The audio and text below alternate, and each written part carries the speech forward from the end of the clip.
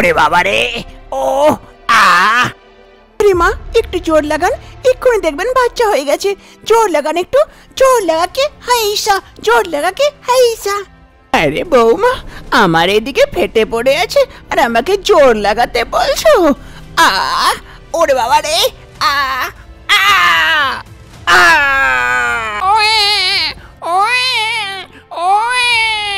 দেখুন মা, হয়ে গেল, ছেলে হয়েছে। বাচ্চার কান্নার আওয়াজ শুনে গ্রামবাসীরা যাও এদিক ওদিক যাচ্ছিল, সবাই এসে শান্তি দেবীর বাড়ির সামনে দাঁড়ায়। আরে রাধা, রাধা কোথায় আছিস রে? রাধা বাইরে এসে দেখে সব গ্রামবাসীরা তার ঘরের সামনে দাঁড়িয়ে আছে। আরে রাধা, কি হলো রে? ছেলে কি মেয়ে? ছেলে হয়েছে গো কাকি, ছেলে। হ্যাঁ রে রাধা, তোর শাশুড়ি কেমন রে? বিধবা হয়ে তোর শ্বশুরের মরা কত বছর হয়ে গেছে, আর এখন তোর শাশুড়ি বাচ্চা জন্ম দিচ্ছে। আমাদের গ্রামের নামটাকে ডুবিয়ে রেখে দিল রে তোর শাশুড়ি। কি আর বলবো ওকে, বলতো?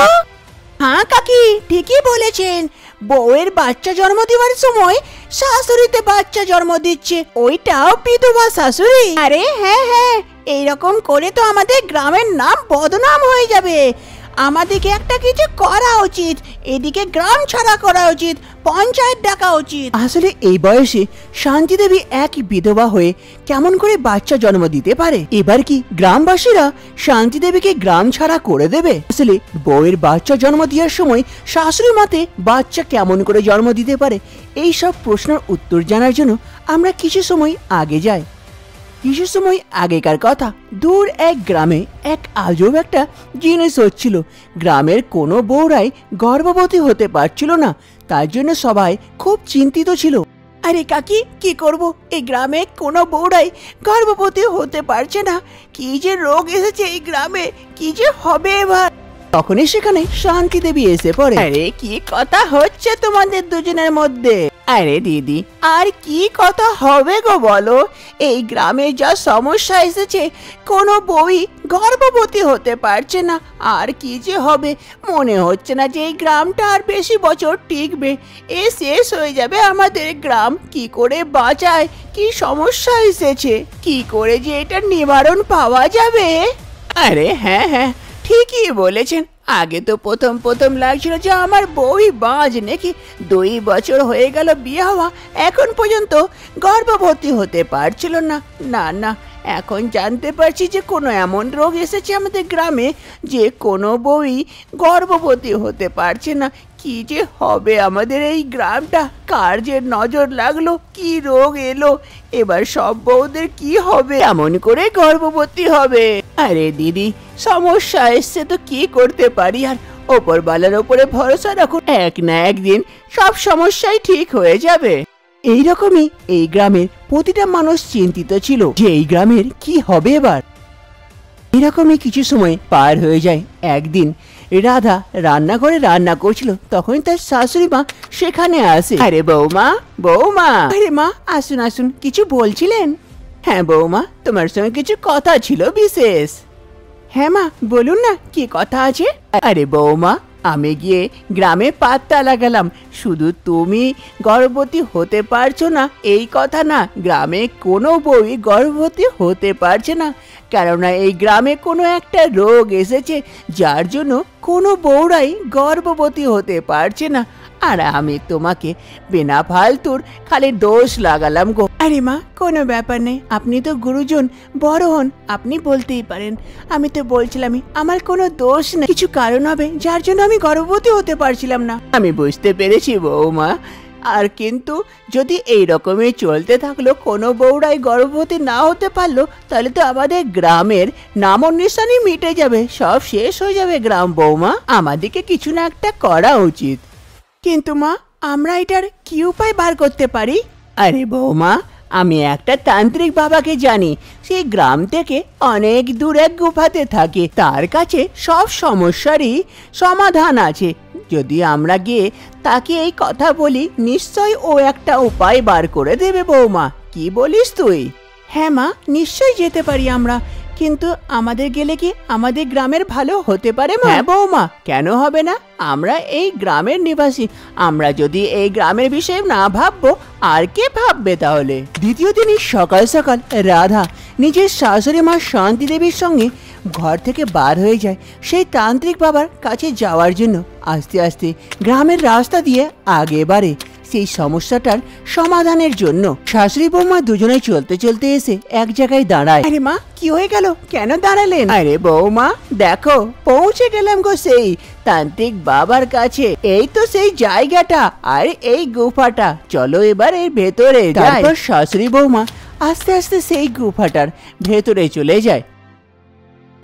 রাধা আর তার শাশুড়ি মা আস্তে আস্তে সেই গুফাটার ভেতরে চলে আসে। গুফাটা অনেক অন্ধকার ছিল, রাধাকে অনেক ভয় করছিল। মা, অনেক ভয় করছে, এই অন্ধকার গুফাতে ভেতরে যাওয়া ঠিক হবে তো? আরে হ্যাঁ হ্যাঁ বৌমা, কোনো অসুবিধা নেই, চ না আস্তে আস্তে আগে যাই, দেখি তান্ত্রিক বাবা এখানেই কোথায় হবে। রাধা তার শাশুড়ি মা আস্তে আস্তে আগে বাড়ে।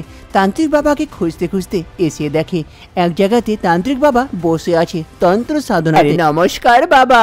কে আছে? কে আছো তোমরা?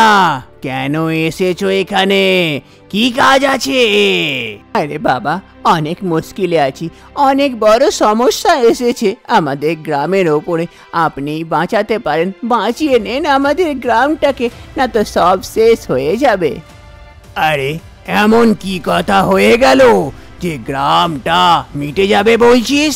কি হয়েছে বল আমাকে ভালো করে। বাবা, আমাদের গ্রামে আজব একটা রোগ এসেছে, যার জন্য কোনো বউরাই গর্ভবতী হতে পারছে না। আর যদি কোনো বউরা গর্ভবতী না হয় তাহলে বাচ্চা কেমন করে হবে, গ্রামটার বিকাশ কেমন করে হবে, সব শেষ হয়ে যাবে। বাবা, আপনি কোনো একটা উপায় বার করুন, আপনি ঠিক করতে পারেন, এই সমস্যা থেকে আমাদেরকে বার করুন, কিছু একটা করুন বাবা। হ্যাঁ হ্যাঁ হ্যাঁ, আমি জানতাম এক না একদিন এইরকম দিন নিশ্চয়ই আসবে। তোদের গ্রামে কোনো রোগ নেই, সেটা একটা শ্রাপ। সেই শ্রাপের জন্যই তোর গ্রামের কোনো বউয়েরা গর্ভবতী হতে পারছে না। কেমন শ্রাপ বাবা? আর সেটা থেকে কেমন করে বাঁচা যাবে? এই শ্রাপ থেকে বাঁচার একটাই উপায় আছে। যদি সেই গ্রামের কোনো মহিলা যে বাচ্চা জন্ম দেবার সময় শেষ হয়ে গেছে, তার স্বামী মারা গেছে, সে একটা বিধবা, সে যদি বাচ্চা জন্ম দিতে পারে তবেই সেই শ্রাপ থেকে মুক্তি পাওয়া যাবে, এই গ্রাম তবেই বাঁচবে, না তো এই গ্রামকে আর কেউ বাঁচাতে পারে না। এই শ্রাপ কোনো মতে মিটবে না, আর কোনো উপায় নেই এই শ্রাপ থেকে মুক্তি পাওয়ার জন্য। কিন্তু বাবা, এইরকম মহিলা কেমন করে মা হতে পারবে, কেমন করে গর্ভবতী হবে সে মহিলা? সব ছেড়ে দে, যা প্রথমে সেই গ্রাম থেকে এক মহিলাকে খুঁজে নিয়ে আয় আমার কাছে। আরে বাবা, এইরকম মহিলা তো আমি আছি, আমি বিধবাও আছি, আর এত বয়স হয়ে গেছে যে আর বাচ্চা জন্ম দিতে পারবো না, আর আমি সেই গ্রামেরই আছি, তাহলে আমি কি করতে পারি? ঠিক আছে, কিন্তু একটা শর্ত আছে, এই বিষয়ে তুমি কাউকে বলতে পারবে না, আর যদি কাউকে বলার চেষ্টা করো তাহলে তোমার গ্রাম সেই শ্রাপ থেকে মুক্তি হবে না, সারা জীবনের মতন শ্রাপিত গ্রামই থেকে যাবে। ততদিন না পর্যন্ত তোমার বাচ্চা হচ্ছে ততদিন পর্যন্ত এই কথা কাউকেও বলা হবে না, এই কথা যেন মনে থাকে। ঠিক আছে বাবা, আমি নিজের গ্রামের জন্য এতটা তো করতে পারি, বদনামি সয়ে নেব, কিন্তু নিজের গ্রামের ভালোর জন্য এতটা তো নিশ্চয়ই করব।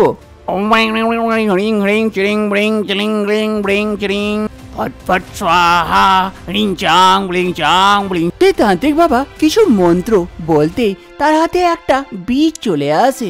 সেই বীজটা শান্তি দেবীকে দেয় আর বলে, এই নাও, এই বীজটা খেয়ে নাও, কিন্তু আমার শর্তর কথা মনে রাখিও, ভুলে যেও না।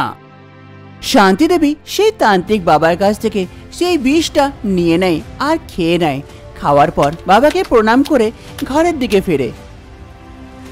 সময় পারাবার সঙ্গে সঙ্গে শান্তি দেবী গর্ভবতী হয়ে যায় আর তার পেটটাও বড় হয়ে যায়। একদিন এক মহিলা সেটা দিয়ে যাচ্ছিল, শান্তি দেবীকে দেখে, আরে দিদি, কি ব্যাপার?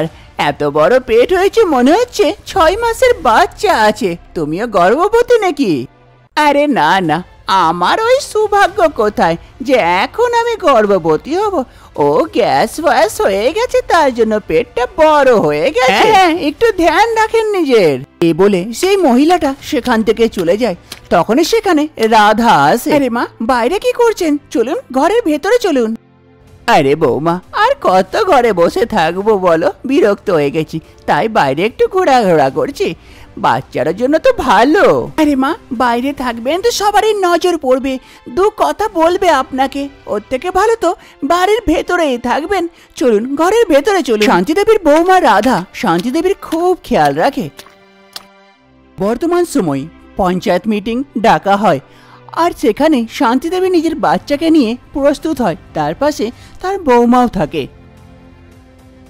আরে শান্তি দেবী, তুমিই বলো, এটা কোথা থেকে ঠিক যে এই বয়সে স্বামী মরার পর তুমি গর্ভবতী হচ্ছ আর বাচ্চা জন্ম দিচ্ছ? এতে আমাদের গ্রামের নাম বদনাম হচ্ছে। এ একদম ঠিক না। তাই তোমাকে জবাব দিতে হবে এই প্রশ্নগুলোর, যে তুমি এই রকম কেন করলে? এই গ্রামের বিষয়ে একটুও ভাবলে না? আরে পঞ্চায়েত মশাই, আমি এই নিজের খুশির জন্য করিনি, আমি গ্রামের ভালো চাই, তাই আমাকে এই রাস্তাটা নিতে হলো। তা তো কি আমি এই বয়সে গর্ভবতী হতাম? কেমন ভালো চাও একটু বলো তো। তারপর শান্তি দেবী সব কথাই গ্রামের সব মানুষকে বলে দেয়, যা তান্ত্রিক বাবা শান্তি দেবীকে বলেছিল। আরে কেমন করে হতে পারে? এই মিছে কথা বলছে মহিলা, গ্রামের নাম খারাপ করছে। পঞ্চায়েত মশাই, এর কথা শুনিয়েন না আর একে গ্রাম থেকে বার করে দেন, না তো এরকমই আমাদের গ্রামের নাম খারাপ করবে। আরে না না পঞ্চায়েত মশাই, এ ভুল কথা। আর যদি আমার কথায় বিশ্বাস না হয় তো আমাকে 1 বছরের সময় দেওয়া হোক। যদি 1 বছর সময়ের মধ্যে এই গ্রামের মহিলারা গর্ভবতী না হয় তখন নাই আমাকে এই গ্রাম থেকে বার করে দেবেন, কিন্তু 1 বছরের সময়টা তো দেওয়া হোক আমাকে। আরে হ্যাঁ, এও তো ঠিকই বলছে। ঠিক আছে, তোমাকে 1 বছরের সময় দেওয়া হচ্ছে। যদি 1 বছরের মধ্যে আমাদের গ্রামের কোনো মহিলা গর্ভবতী না হয় তাহলে কিন্তু তোমাকে এই গ্রাম ছেড়ে চলে যেতে হবে। এই শর্তটা তোমার মঞ্জুর তো? পরে কিন্তু পাল্টালে হবে না এই গ্রামের বিশ্বাসের কথা। হ্যাঁ পঞ্চায়েত মশাই, আমাকে শর্ত মঞ্জুর আছে। আস্তে আস্তে সময় পার হয়। সময় পার হওয়ার সঙ্গে সঙ্গে গ্রামের মহিলারা আস্তে আস্তে গর্ভবতী হতে লাগে। এদিকে সময় পার হবার সঙ্গে সঙ্গে শান্তি দেবীর বৌমা রাধাও গর্ভবতী হয়ে গেছে, যার জন্য জানা যায় কি শান্তি দেবী যা করেছিল গ্রামের ভালোর জন্যই করেছিল। এবার আর শান্তি দেবীকে কেউ গ্রাম ছাড়তে বলে না, আর শান্তি দেবীকে সবাই ইজ্জতের নজরে দেখে। শান্তি দেবীকে সব গ্রামবাসীরা ভালোভাবে। সব গ্রামবাসীরা এবার থেকে আগের জীবনটা ভালো করে খুশিতেই ব্যতীত করে।